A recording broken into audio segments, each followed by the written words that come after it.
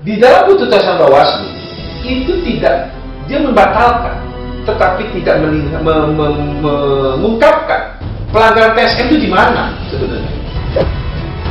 Bawaslu menafsirkan ini TSN ini tidak terjadi 50%, tapi 100%. Kalau misalnya MA menguatkan putusan Bawaslu, apakah paslon Eva Diana dan Eva dan Dedi itu akan gugur? Nah, bicara tadi di awal Pak, kita bahwa ini menerka. Tadi mungkin memang sudah sekitar, tapi saya minta ketegasan lagi sekalian. Bahkan abang hasil putusan yang mana seperti apa?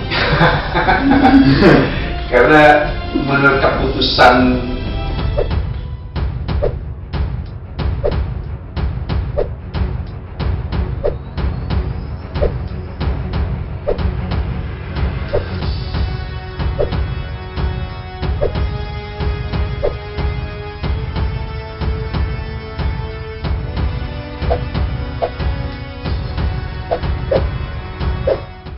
Assalamualaikum warahmatullahi wabarakatuh.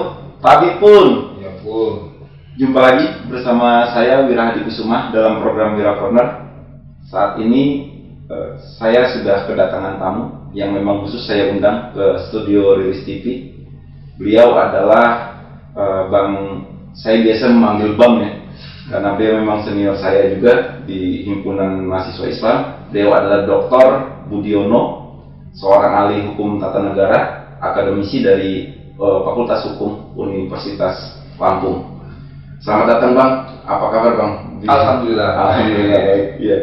Ya, saya khusus mengundang Abang ke program Wira Corner ini untuk membahas mengenai keilmuan Abang juga terkait menerka hasil putusan Mahkamah Agung terkait dari yang disengketakan oleh saat ini oleh pasangan calon nomor 3 atas hasil keputusan KPU Bandar Lampung yang berdasarkan hasil keputusan Bawaslu Lampung. Nah, kita semua tahu, publik Lampung tahu, bahkan nasional juga mungkin akan menjadi sorotan nasional bagaimana Bawaslu yang memutuskan mendiskualifikasi pasangan calon nomor 3 Eva Diana dan Dedi Amarullah selaku calon wali kota dan calon wakil wali kota Bandar Lampung. Setelah itu ditindaklanjuti oleh KPU dan saat ini menjelang sengketa di Mahkamah Agung. Nah, tadi sesuai dengan perkataan saya mengundang Abang ini menerka apa nih hasil putusan Mahkamah Agung dari sudut pandang Abang selaku akademisi Fakultas Hukum Universitas Lampung. Nah, bagaimana sih Bang? Mungkin dari awal bisa ceritakan dan bagaimana nanti prediksi Abang hasil akhir dari Mahkamah Agung nanti? Iya, di Provinsi Lampung ini kan ada dua sebenarnya, yang dua kabupaten kota yang mengajukan gugatan pelanggaran administrasi Kabupaten Lampung Tengah dan Bandar Lampung. Dan kita ketahui dua wilayah ini sebenarnya memang kalau kita lihat di pemberitaan memang wilayah dalam masa pandemi yang melakukan penyelenggaraan ini yang agak hangat, dinamika politiknya agak tinggi gitu ya, saling lapor, saling lapor antara para calon. Dan memang kita sudah saya sudah prediksi bahwasanya di dua kabupaten inilah yang akan terjadi sengketa, karena masing-masing calon itu sudah mulai saling mempersiapkan siapapun yang menang, siapapun yang kalah pasti akan berujung baik itu di MK maupun di Bawaslu atau dalam ini Mahkamah Agung. Nah, tetapi dalam dua kasus dari dua kabupaten ini ternyata kota Bandar Lampung yang cukup menyita ya, bukan hanya di Lampung saja, tetapi di pemberitaan nasional pun banyak yang komentar. Apalagi kita lihat bahwasanya ada dua pakar hukum yang turun gitu ya di wilayah dalam setingkat kabupaten kota, ada dua pakar yang hukum yang memang berkecimpung di dalam penyelesaian sengketa pilkada, apalagi salah satunya adalah bukan pakar hukum, tapi mantan ketua Mahkamah Konstitusi yang sudah berpengalaman yang menghasilkan keputusan-keputusan, terutama disebutkan sengketa pilkada. Ditambah lagi dengan Prof. Yusril ya, selaku lawyernya yang juga sudah berpengalaman di dalam penanganan kasus-kasus sengketa pilkada. Dan ini menarik, dan memang ketika ada proses itu saya melihat ini pasti ada membangun argumen hukum yang kuat gitu, salah satu pihak ya. Dan ternyata kita lihat putusan putusan Bawaslu yang mendiskualifikasi dan memerintahkan KPU untuk membatalkan calon pasangan 03. Nah, di dalam argumen hukum itu menurut saya agak menarik juga gitu, karena ada pendapat hukum yang menjadi rujukan majelis untuk membatalkan gitu ya, dengan dia memperluas makna pihak lain itu jadi menarik juga menurut saya ya, pasal 73 ayat 4. Nah, sekarang saya tidak bicara substansi karena sekarang bola itu sudah di tangan Mahkamah Agung ya, apalagi sekarang MK ditarik gugatan oleh pasal yang nomor 2, karena menurut saya logikanya ada masuk juga, karena yang digugat itu sudah kalah gitu kan. Tidak ada lagi apa yang disengketakan sebenarnya, substansi nggak ada. Nah, sekarang ada bola di tangan MA yang pernah saya kirim tulisan ke rilis itu, artinya MA itu punya 2 putusannya hanya membatalkan dan menguatkan. Dan sidang di MA biasanya, karena ini kan sebenarnya sengketa sebenarnya ini wilayah tun. Maka sebenarnya ini wilayah tata usaha negara, dan hakim MK ini juga hakim tata usaha negara, karena dia mempersoalkan keputusan tata usaha negara yang dibuat oleh MK. Kalau kemarin yang menggugat adalah pasangan 02, kalau sekarang yang menggugat keputusannya pasangan 03 gitu. Hasil keputusan KPU ya, yang berdasarkan keputusan putusan Bawaslu provinsi Lampung. Nah, ini menarik, ada 2 yang di situ. Kalau di pasal di undang-undang tentang pilkada itu menjelaskan bahwasanya dalam waktu 14 hari yang merasa keberatan itu harus mengajukan gugatan. Nah, di dalam itu apabila nanti majelis Mahkamah Agung itu memutuskan membatalkan putusan ya, maka pasangan 03 dalam hal ini pasangan Deddy Amrullah dan Epa itu dikembalikan sebagai pasangan calon. Nah, tapi sebelum masuk situ kita lihat ya, karena ini menarik, sejak awal putusan sampai sekarang banyak sekali pendapat-pendapat ya. Kenapa ini mempersoalkan kewenangan ke Bawaslu, mempersoalkan kenapa yang sudah menang dibatalkan? Ya, saya kira ini dinamika bagus juga untuk melakukan pendapat-pendapat atau mendiskusikan pendapat-pendapat ini untuk perkaya putusan itu sendiri sebenarnya.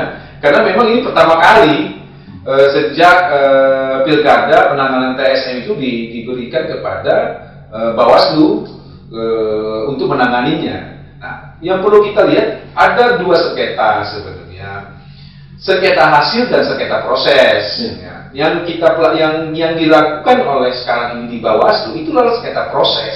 Nah, sengketa proses yang mempengaruhi hasil. Sementara kalau di MK itu adalah sengketa hasil, penghitungan hasil suara. Nah, ketika orang menanyakan kewenangan Bawaslu, di dalam pasal undang-undangnya jelas di pasal 73 sama pasal 135 itu mengatakan sidang pengadilan administrasi itu dilakukan oleh Bawaslu sudah membatalkan pasangan yang terbukti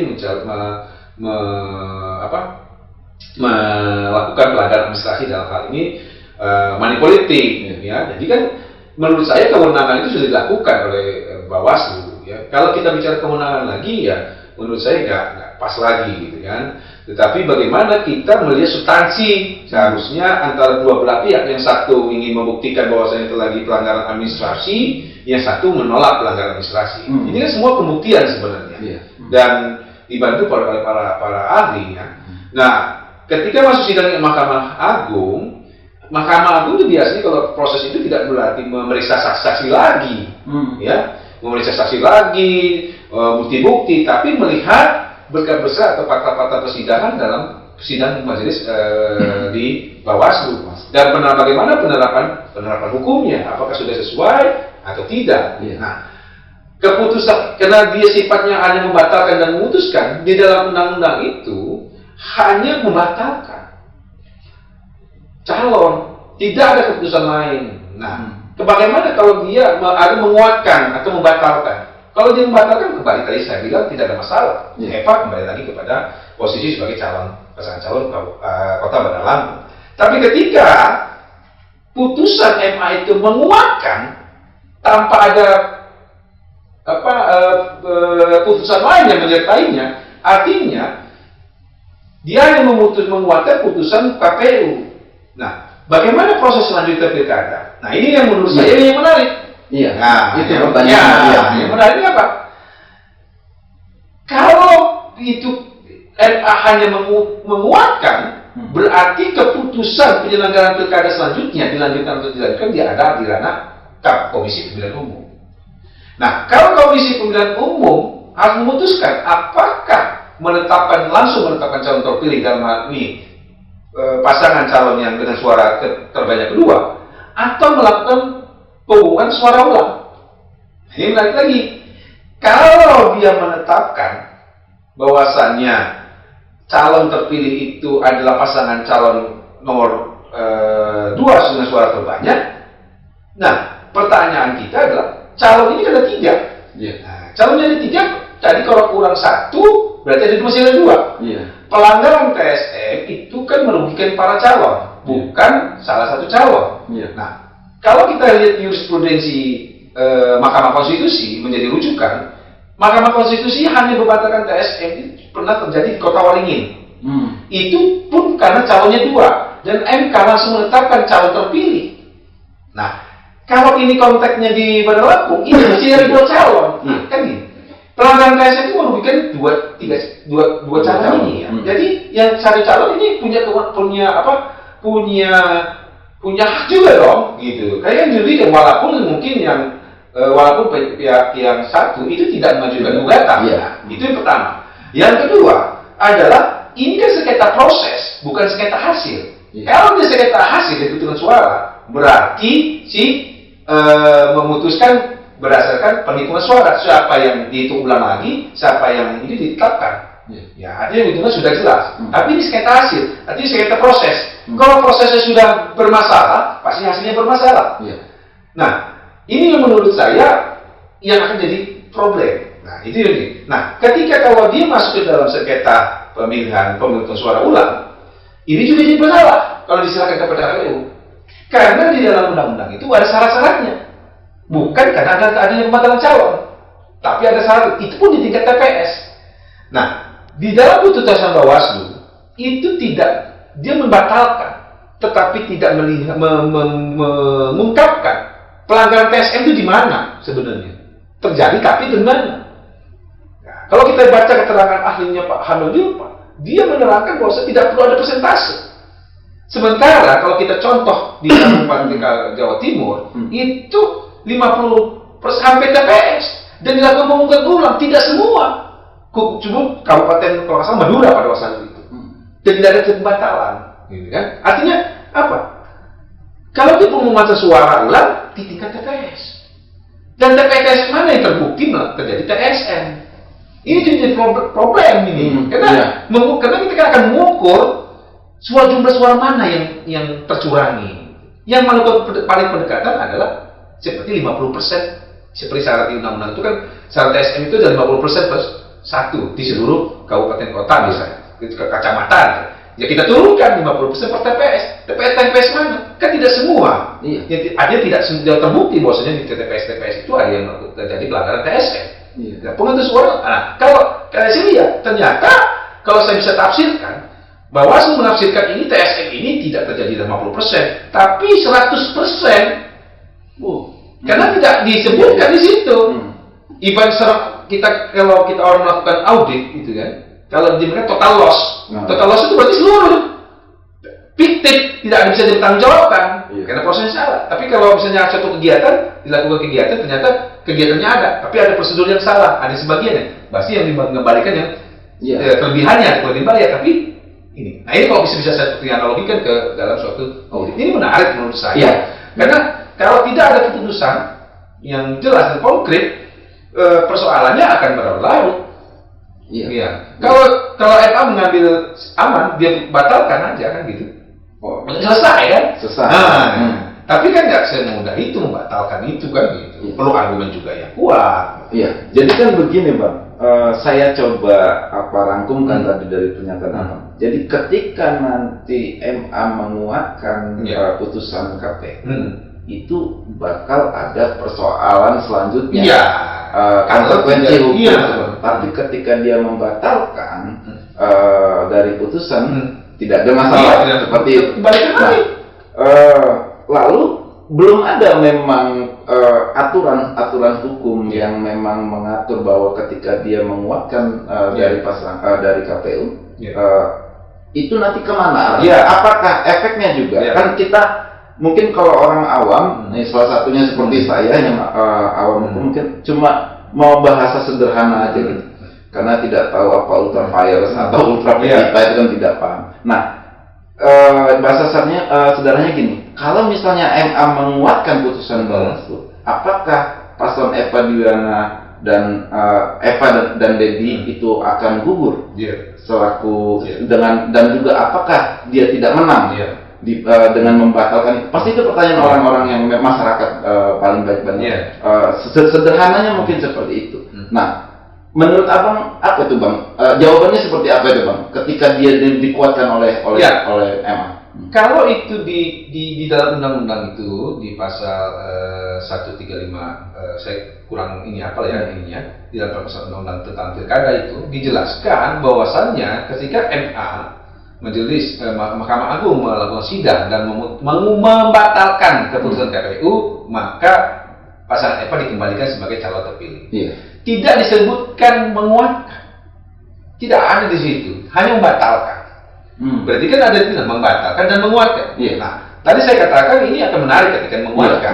Menguatkan, sementara kalau dia hanya menguatkan putusan KPU, tanpa disertai ada putusan lain. Artinya apakah itu PSU, apakah itu penetapan calon terpilih? Nah, karena memang kewenangan MA nggak ada di situ, hanya membatalkan dan memutuskan, menguatkan. Nah, pertanyaannya adalah, kan ini berarti kan kalau MA sampai berbicara seperti itu, memutuskan menguatkan, berarti ranah ini dikembalikan kepada KPU, saya bilang tadi. Nah, kalau KPU melaksanakan dasar hukumnya apa ketika dia menetapkan? Menetapkan calon terpilih adalah pasangan calon yang mempunyai suara terbanyak kedua. Padahal yang dirugikan ada dua. Gitu. Tadi sudah kalau mau PSU, PSU ada syarat. Tidak ada karena ada pembatalan salah satu calon dia ke PSU. Kalau ke PSU itu tadi saya katakan dia di TPS, di mana TPS itu yang syarat TPS itu jelas ada bencana alam, ada pemilih ganda, itu juga ada syarat-syarat itu. Nah, karena kekosongan ini salah satu sumber hukum dari yang kalau nggak ada itu adalah putusan pengadilan, dalam ini Mahkamah Agung. Nah, kita dorong kalau MA akan menguatkan, kita dorong supaya ini tidak dari berlarut. Karena kalau bisa menetapkan calon terpilih pasangan calon nomor 2, pasangan calon nomor 3 punya kemungkinan itu melakukan gugatan. Gugatan. Nah, akhirnya kita nggak akan selesai jika ada peta bandar lampung ini. Nah, putusan pengadilan ini kita harapkan memberikan keadilan, memberikan kepastian dan memberikan ketertiban, bukan menimbulkan bahan riuh semacam gaduh lagi. Ya gitu. Karena putusan MA ini pindah dan mengikat.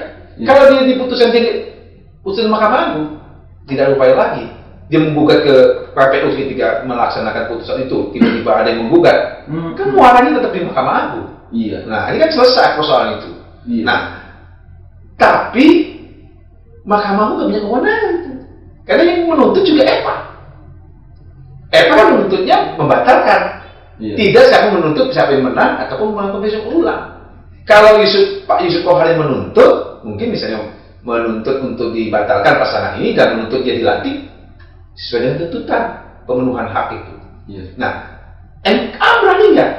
Nah, senjata MA itu tidak boleh ultrapires atau melebihi kewenangannya, melampaui tuntutannya, gitu. Melampaui apa yang diminta. Nah, pertanyaannya senjata ini sebenarnya itu senjata yang nggak bisa dikeluarkan yang terus menerus. Artinya senjata yang dikeluarkan oleh Mahkamah Agung, oleh lembaga peradilan, apabila ada case-case yang yang memang butuh putusan yang memberikan kepastian hukum, keputusan yang mempunyai dampak yang luas, gitu ya. Ketika ada kekosongan hukum, Mahkamah Konstitusi berapa kali melakukan ultra petita, melakukan ultra vires, gitu ya. Tetapi karena ada persoalan yang dia lihat. Tetapi perbuatan ultra petita maupun ultra vires itu jarang terjadi, hanya kasus-kasus tertentu. Karena untuk mengisi kekosongan hukum. Nah, lembaga yang berwenang melakukan ini adalah hakim, dalam ini pengadilan peradilan Mahkamah Agung, lembaga yang merupakan puncak dari peradilan di Indonesia. Mahkamah Agung kita dorong untuk ini, kalau dia mempunyai anggapan bahwasanya TSM itu benar terjadi, putusan KPU sesuai dengan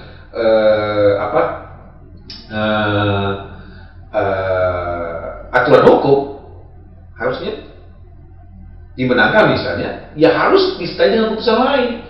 Jangan lembaga ini diserahkan kepada KPU. Nanti akan menimbulkan masalah. Ini yang menurut saya yang belum seperti akan belum selesai. Nah, kita harapkan MA memberikan penyelesaian. Ini Dan itu tidak boleh kan, Bang? Tapi tidak boleh itu bukan berarti saklek benar. Tetapi ketika MA melihat bahwasanya dia harus melakukan ultra petita karena ada kepentingan masyarakat yang di situ, kepentingan atau keadilan masyarakat di situ, dia harus turun di situ. Nah, seperti yang pernah dilakukan lembaga-lembaga peradilan lain, kan Mahkamah Konstitusi juga pernah melakukan itu. Ketika pertama kali adalah ketika Mahkamah Konstitusi mengatakan KY tidak juga bisa mengawasi hakim konstitusi, padahal tuntutannya hanya Mahkamah Hakim di Mahkamah Peradilan Mahkamah Agung. Atau misalnya sekarang pernah terjadi Pilkada Jawa Timur. Kan minta pembatalan, tapi dia bukan mintanya, tapi melakukan pemungutan suara ulang. Padahal MK tidak pernah mengatakan pemungutan suara ulang. Tidak ada. Tapi MK memerintahkan untuk melakukan pemungutan suara ulang di wilayah sebagian wilayah Jawa Timur. Apakah itu bukan ultra petita? Nah, ini menurut saya akan menarik dunia hukumnya gitu ya. Ada semacam, dan harus punya argumen yang kuat gitu, sehingga masyarakat juga, oh ini ada pembelajaran juga masyarakat. Kita tidak bisa menganalisis hukum, pendapat ataupun putusan pengadilan di luar analisis hukum. Seperti bumbu-bumbu lain seperti yang berkembang sekarang ini, menurut saya itu ya tidak bagus untuk ini ya. Kita berargumen hukum dulu lah, berargumentasi hukum. Tinggal masyarakat aja yang menilai bagaimana kita beradu argumen, beradu argumentasi, beradu pendapat. Artinya ini intinya bahwa ketika misalnya nanti MA menguatkan putusan KPU, maka ada konsekuensinya adalah Eva Duyana dan Deddy Amarullah itu juga ikut dibatalkan dalam kemenangannya sebagai pemenang. Jadi pelanggaran TSM gitu. Pelanggaran TSM itu kan pelanggaran proses. Meskipun gugatannya itu adalah membatalkan sebagai calon. Sebagai calon kan otomatis juga suaranya. Kan proses dapat suara kan dia dibatalkan karena dia melakukan pelanggaran TSM. TSM itu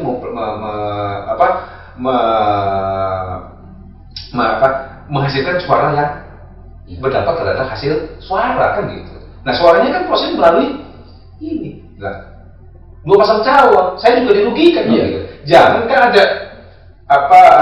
ada ajas gitu. Tidak boleh seorang pun mengambil keuntungan dari kesalahan orang lain. Atau tidak boleh seorang dirugikan karena kesalahan orang lain. Kan gitu. Dan di sini saya melihat nanti KPU yang kebingungan. Dasar hukumnya seperti apa? Apakah akan dilakukan oleh pemungutan suara ulang atau menetapkan paslon nomor 2? Tapi dengan paslon nomor 2 tadi bahwa yang dirugikan bukan paslon nomor 2 aja kan? Tapi ada paslon nomor 1 yang melanggar ajas jurdil, jujur dan adil. Nah, kalau nggak disepakati, maka saya menyerahkan ini kewenangan ini bukan menjadi lembaga penyelenggara kami KPU. Dalam mengisi kekosongan hukum ini, itu adalah walaupun ada pendapat itu walaupun MA ya, walaupun ada pendapat bahwasanya seperti yang disampaikan Wira tadi, bahwasanya kan ini kan yang dibatalkan calon, hasilnya enggak. Jadi hasilnya tetap nomor 1 dibatalkan, ini bukan lomba lari. Iya. Kalau nomor kalau yang batas itu nomor 2 jadi. Ini ada suara yang prosesnya udah ibaratnya orang udah sebenarnya setar duluan, dibatalin nggak? Dibatalin nomor 1-nya ketika juara. Iya. Enggak kan? Pas lagi orang mau lomba dicuri start scale, dia lomba, batalin semua kan diulang lagi. Iya. Nah, cuman yang saya bertanyakan tadi adalah ketika di putusan Bawaslu tidak menyebutkan berapa persen terjadi pelanggaran administrasi, apakah PSU itu seluruh atau hanya sebagian yang terbukti melakukan yang namanya terbuktinya TSN. Itu juga jadi menarik sekarang. Ternyata ada total loss di sini yang belum pernah terjadi. Kalaupun PSU seluruh. Iya. Sementara yang terjadi di putusan MK segala macam itu putusannya hanya sebagian yang melakukan PSU. Iya. Nah itu menarik lagi gitu. Ketika nanti Mahkamah PSU berarti seluruh, berarti baru terjadi bahwasanya pelanggaran administrasi terstruktur, sistematis dan masif itu terjadi di seluruh wilayah ataupun di seluruh TPS yang ada di Bandar Lampung. Iya. Karena selama ini putusan itu hanya PSU itu hanya sebagian wilayah, tidak semua. Oke, sekarang saya coba memisahkan, Bang. Ketika sekarang kita coba berbicara menguatkan, meskipun ini juga ultra ya, melampaui kewenangan kita nih, tapi andai-andai kita akan menerka. Misalnya ini menguatkan, ketika dia menguatkan, nah ekses KPU belum melakukan sebuah keputusan. Dan AMJ nanti di Februari selesai Pak Herman Hain selaku wali kota dan Pak Yusuf Wahab sebagai wakil wali kota akhir masa jabatannya di Februari. Apakah nanti juga ketika belum selesai itu dalam hukum tata negara itu memang akan ditunjuklah PJ? Ya, artinya Pak Herman itu kan tanggal 27 Februari ya kalau salah. Ya kalau dia membatalkan keputusan KPU, perkiraan tidak ada PJ akan terjadi ya, sesuai dengan tahapan nggak ada lagi sisa di MK kan. Tapi kalau dia menguatkan, nah itu saya bilang tadi, ini persoalan dana juga kan. Kalau dia PSU, kalau dia PSU seluruh kan agak besar. Tapi kalau dia itu juga PSU sebagian kecamatan ini, di 2 kecamatan saya kira nggak akan. Berarti ini berlarut-larut. Iya, itu berlarut-larut dan ketika dikuatkan oleh banyak akan berlarut. Konsekuensinya adalah bahwa Bandar Lampung akan dipimpin oleh PJ lagi dan oleh PJ, dan itu pun belum bisa dipastikan apakah hanya setahun, bisa 2 tahun, bisa 3 tahun, bahkan sampai dengan ini kan persoalan dana, persoalan situasi COVID yang semakin meningkat, ya, ini juga jadi pertimbangan kan gitu. Iya. Tapi kalau saya bilang tadi putusan itu sudah memetakan wilayah mana atau TPS mana yang terbukti terjadi TSN, saya kira nggak perlu berlama-lama. Nah, pilkada bisa ketika dia bicara jumlah suara kan nggak seberapa. Iya, gitu lagi. Ketika nanti kita tadi berbicara menguatkan, sekarang kita bicara membatalkan. Ketika nanti MA misalnya membatalkan, konsekuensi hukumnya paslon 3 tetap dilantik selaku wali kota dan wakil wali kota. Saya segini ya, sebenarnya yang digugat oleh materinya apa yang digugat oleh EPA ini? Kalau di materi keputusan KPU itu kan hanya melaksanakan undang-undang, nggak salah dong. Dia kan ada perintah undang-undang, dia harus melaksanakan itu. Kecuali misalnya dalam waktu 3 hari kan dilaksanakan, dia lebih dari 3 hari. Putusan itu digugat bisa kan, karena dia tidak sesuai dengan aturan kan. Kalau bicara di Peradilan Tata Usaha Negara, yang bicara Peradilan Tata Usaha Negara itu kan hukum administrasi, prosedur yang dilewati.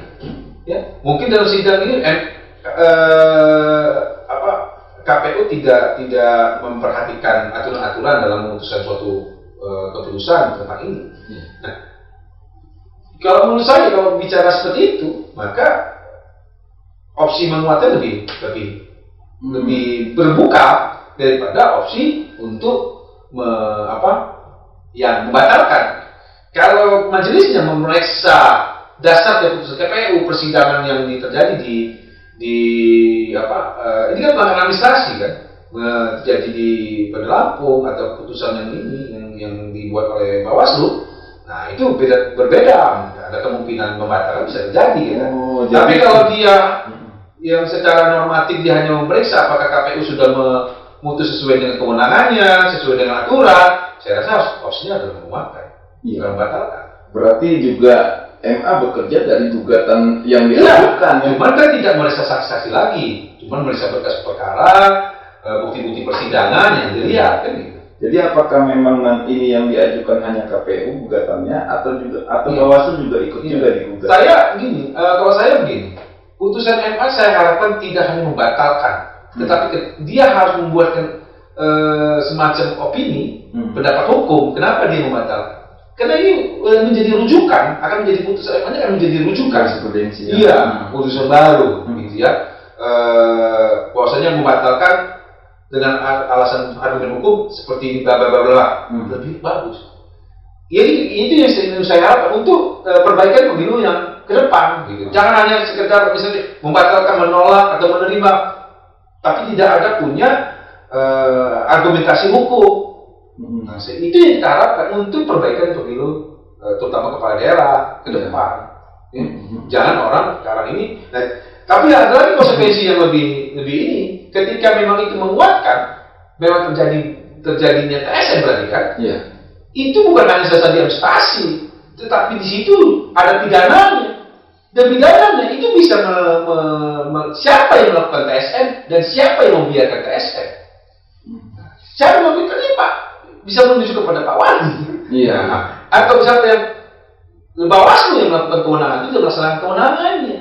Seharusnya ketika ini ada putusan Bawaslu Provinsi mengatakan ini TSN dan Mahkamah Agung menguatkan, maka Bawaslu Kota Bandar Lampung itu bisa DKPP-kan. Berarti dia tidak melaksanakan kewenangannya selama ini. Melakukan pengawasan. Iya, dan harusnya bukan hanya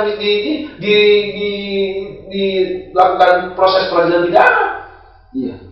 Iya, mempertahankan selama ini mereka nggak kerja dong. Kenapa terjadi TSN? Padahal masih. Padahal terstruktur, padahal sistematis. Iya. Ya, berarti kan mereka nggak melakukan pengawasan. Dia perlu di sidang. Iya. Ya perlu dilakukan ini. Jangan karena ini. Menurut saya ini harus belajar juga bagi penyelenggara. Bukan hanya sekedar kongkang-kongkang dengan dana dikeluarkan oleh negara oleh rakyat untuk pilkada ini bukan yang hal yang kecil, apalagi di tengah COVID itu gitu. Nah, jumlahnya lebih besar. Nah, iya harus bertanggung jawabnya adalah kinerja. Kalau kinerjanya nggak apa-apa, tiba-tiba ini salah sebenarnya.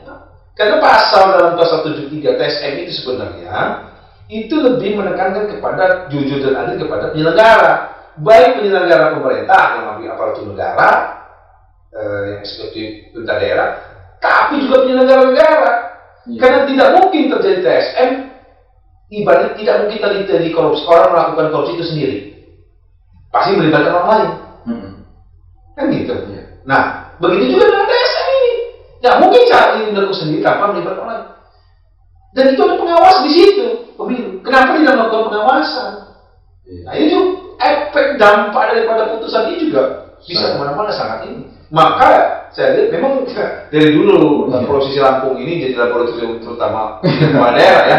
Baik itu waktu dipilih oleh Dewan DPRD maupun saya juga merasakan itu. Ketika saya dilantik menjadi pansel KPU, Bawaslu mengatakan kalau titipan Provinsi Lampung kepada ini, Provinsi Lampung itu banyak terjadi money politik, banyak terjadi pelanggaran ini. Loh, bingung juga saya. Berarti Bawaslu KPU merasakan ada money politik di Lampung ini.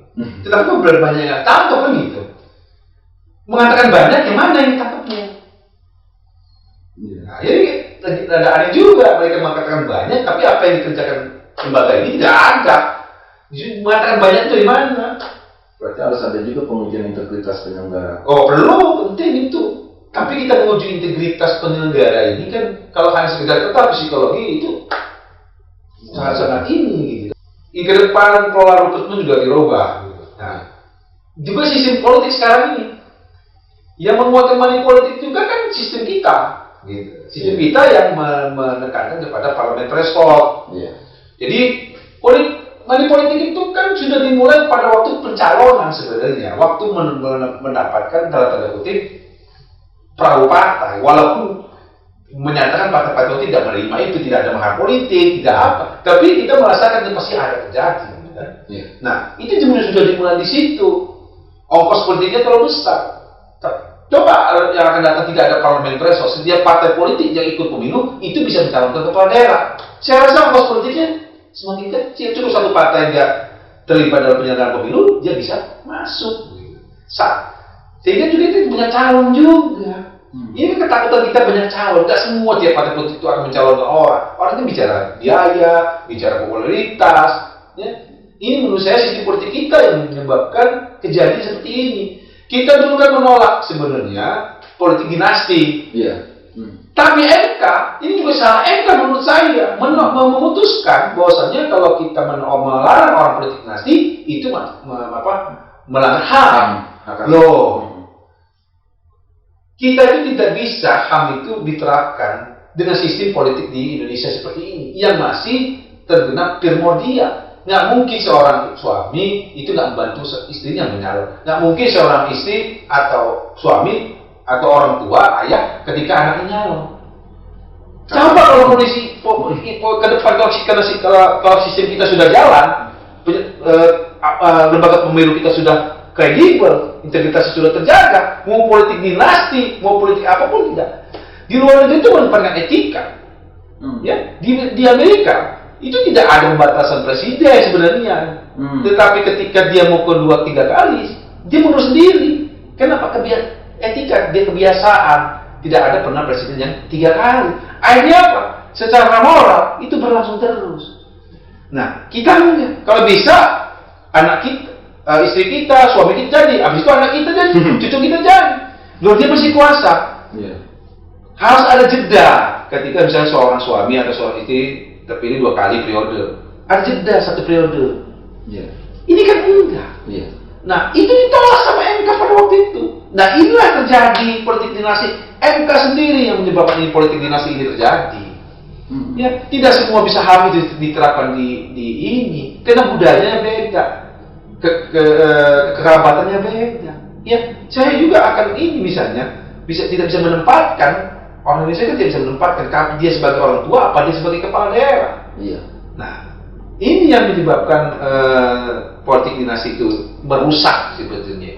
Kita tidak melarang politik dinasti, tetapi bagaimana hukum itu mengatur pola pikir ketika sistem kita lembaga sudah masyarakat juga sudah melek. Tapi kalau kita masih muda, masyarakat kita masih bisa menerima money politik, saya rasa politik dinasti harus kita tidak menghalangi orang untuk mencalonkan diri karena dia bapaknya itu ada seorang wali kota atau seorang gubernur, tetapi ada jeda waktu, ada selang waktu yang dimungkinkan untuk dia menyalonkan diri. Nah, ini enggak. Tapi MK pada waktu itu menolak, membatalkan bahwasanya melanggar hak asasi manusia. Dan buktinya terjadi sekarang melanggar hak asasi manusia masyarakat juga ya. Politik seperti terjadi money politik ini. Nah, bicara tadi di awal Bang, kita bahwa ini menerka.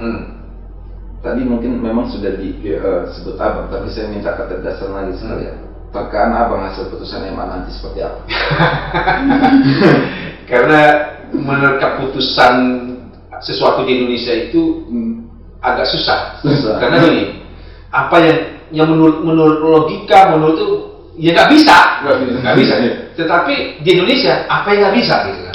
Jadi akan susah kita untuk ini. Ya tadi kalau saya ada 2 kemungkinan, ya. Kalau dia yang saya bilang tadi tentang kondisi ada kekosongan hukum, MA mengambil dia tidak ultra pires, dia tidak ultra petita, dia akan mengambil opsi membatalkan putusan KPU. Nah gitu. Ya itu melampaui. Bisa dijelaskan ultra virus tadi membatalkan. Dia itu melampaui kewenangannya atau melebihi tuntutannya, melebihi apa yang diminta, melebihi apa yang dimohonkan. Nah, dia dimohonkan 1, tiba-tiba memutusin 2, gitu kan? Itu yang nggak boleh kan? Artinya hakim memutus apa yang dimohonkan oleh pemohon. Kalau dia menguatkan, maksudnya menetapkan PSU atau menetapkan calon terpilih kan berarti dia melebihi apa yang dimohonkan. Karena yang dimohonkan kan pasangan MK yang mohon sekarang. Nah, tapi kalau bisa bilang tadi, kalau MK-nya melihat ini supaya tidak terpilih, udah dia ngambil ini, maka dia akan ngambil opsi membatalkan keputusan KPU dan akhirnya dia KPU mengembalikan pasangan. Dasarnya karena tadi tidak kalau dia tidak utak virus dan iya, kalau dia berani memutuskan dia melakukan utak petita, ya nggak ada masalah gitu kan. Tapi kalau dia nggak mengambil yang tadi melampaui kewenangannya, akan jadi masalah. Kita ketika hanya menguatkan dan menyerahkan penyelenggaraan pilkada itu kepada KPU. Dan dua opsi ini bisa saja. Memang itu yang terjadi antara dua. Saya hitung praktis saja ya.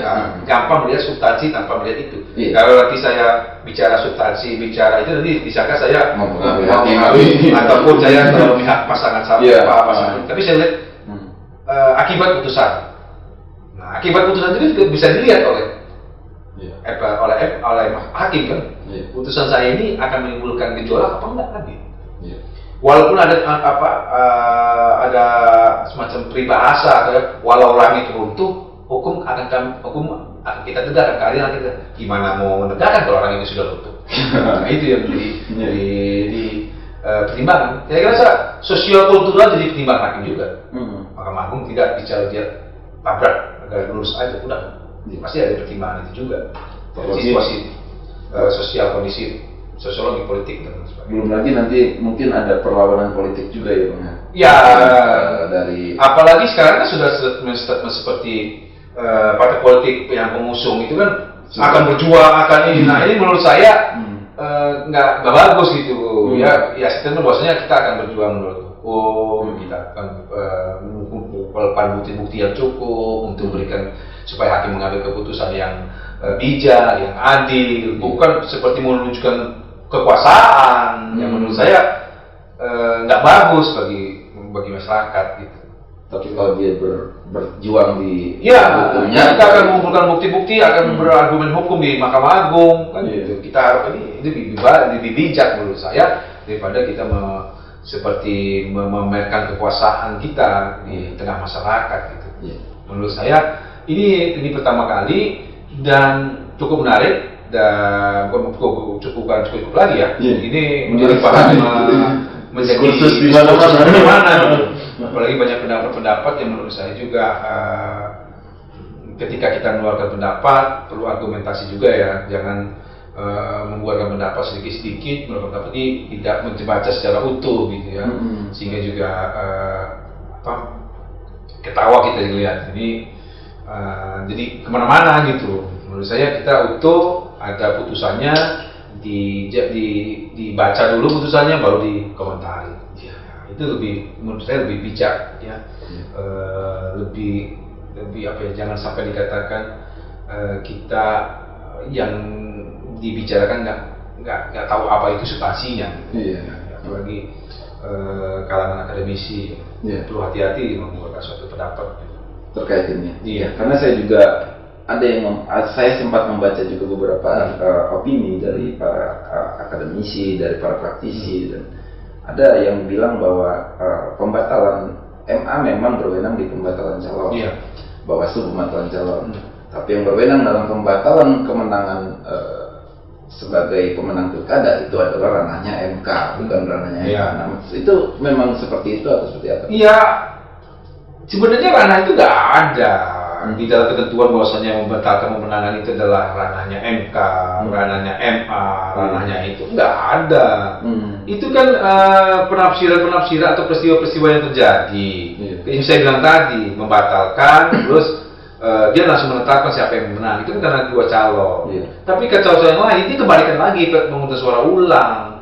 Jadi yang menentukan itu adalah rakyat dan KPU sendiri, hasil pemilihan yang dilakukan oleh KPU. Jadi bukan nggak ada MK itu tiba-tiba dia melakukan menangin ini menangin enggak kan gitu.